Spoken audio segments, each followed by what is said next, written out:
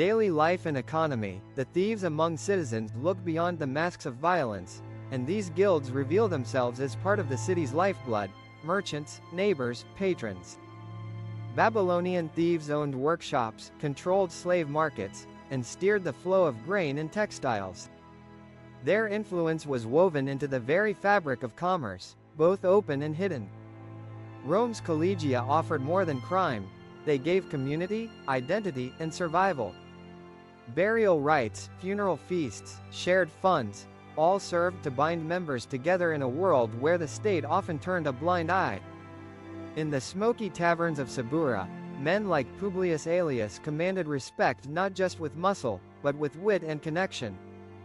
His tavern was a crossroads, a place where deals were struck, alliances forged, and the city's undercurrents shifted. These guilds lived in the everyday, shaping rhythms of work, worship, and survival. Were they parasites or vital organs of their city's beating hearts? And what does it mean when crime becomes family?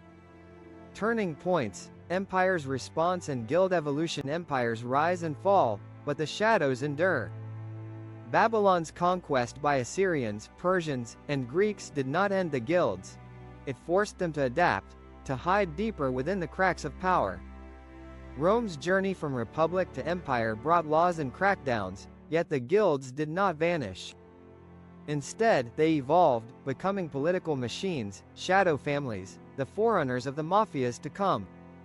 Under Emperor Tiberius, a paradox unfolded: public justice tightened, while secret pacts allowed some guilds to thrive, wielding influence in imperial courts. Tacitus's chronicles hint at a world where crime and statecraft danced a dangerous waltz. Did these guilds merely survive empire's crushing weight, or did they reshape it from within? In their shadows, can we find the seeds of modern power's hidden hands? Legacy and reflection, shadows through time. The ancient mafia is long gone, but their echoes ripple through history. Their codes, rituals, and networks laid the groundwork for medieval guilds, Renaissance secret societies, and the mafias of today.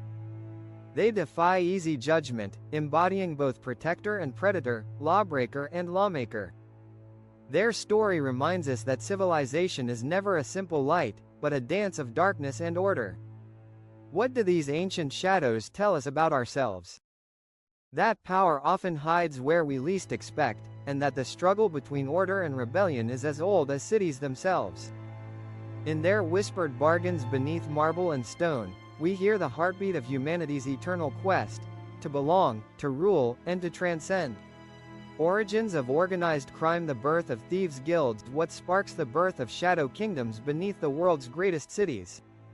Imagine the streets of Babylon, where ziggurats pierce the sky and bazaars teem with life, yet in the dusk-soaked alleys, unseen forces stir. Here, the law's iron grip strains to hold back the tides of desperation and ambition. From this unrest, something ancient and cunning takes root: the Thieves' Guild. Not ragged bands of desperate outlaws, but a silent order, bound by secrets, rituals, and codes older than empires themselves. Across the Mediterranean, Rome rises, a city of marble and chaos, swelling with restless souls and hidden desire. Its collegia begin humbly, craftsmen and merchants seeking community, yet over time, these gatherings twist into something darker. Like shadows merging with dusk, these guilds evolve into orchestrators of theft, bribery, and power. These were not mere criminals, but architects of the underworld, weaving invisible webs through markets and temples. When Livy tells of the feuars, who vanished into Rome's tangled streets like ghosts at dawn, he unveils more than crime. He reveals a secret society thriving in plain sight. What forces allow such shadows to grow, to thrive in the heart of order? Here begins the story of power wielded not in daylight, but in whispers.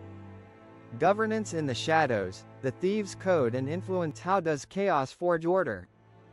Beneath Babylon's vast skies, the thieves' guilds fashioned their own kingdoms, carved not from stone, but from law written in blood and oath. Tablets unearthed from the dust reveal councils that convened in darkness, leaders who ruled with iron and silence. They mimicked the empire's hierarchies, yet held tighter reins, their laws enforced by fear and loyalty, their punishments swift and final. Rome's collegia, straddling the line between legality and rebellion, elected magistrates to command respect and allegiance.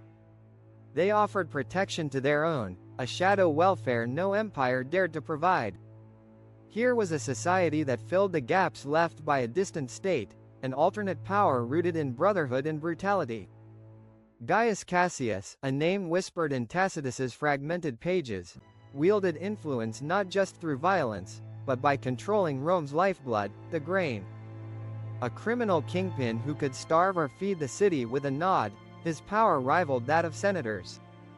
Temples once sacred became hubs for this underworld economy. Guild members, cloaked in piety, played merchants and enforcers, simultaneously protectors and predators. What is law when those who break it govern from within? And what does it say of a society when the shadows themselves hold the reins? Warfare and territorial control, battlegrounds of the underworld beneath the grandeur of empire. War was waged not just on battlefields, but in the twisting veins of city streets and river ports. In Babylon, guilds fought like armies, their battlegrounds the Euphrates docks where commerce and smuggling collided. Clay tablets whisper of midnight raids, blades flashing in moonlight, men hired to kill in a war without banners. Rome's story is bloodier still. As the Republic faltered and the Empire rose, collegia turned militant, becoming power brokers in a city ruled as much by muscle as law. The Ludi Feuars, known to fight like legionaries stolen from the ranks, carved out dominions in the city's dark underbelly, their strongholds hidden beneath sewers and catacombs. These turf wars were brutal dances of control and survival, where every street corner was a fortress, every alliance a fragile truce. When the line between citizen and soldier blurs, what becomes of justice? And what shadows fall across the ambitions of emperors when the streets themselves bleed? Belief and ritual, the sacred and the profane, crime and faith, strange bedfellows in the ancient world. The Babylonian thieves did not just steal goods, they invoked the gods, calling upon Nergal, lord of war and the underworld, to guard their secrets and curse their enemies. Hidden shrines whispered their silent prayers, while dark rites bound brothers to unbreakable loyalty. In Rome, superstition wrapped itself around crime like a cloak. Fortuna's fickle favor was sought with offerings and midnight vows. Mercury, the cunning god of thieves, became their silent patron, his symbols marking secret gatherings and initiation rites that promised power at a deadly cost. Juvenal's haunting account of a thieves' procession through the night, candles flickering, oaths sworn beneath Mercury's temple, reveals a world where piety and peril entwined. Here, sacred and profane were threads in the same tapestry, woven tightly by fear and hope. What does it mean when the divine blesses the outlaw? When the gods themselves stand watch over the shadows?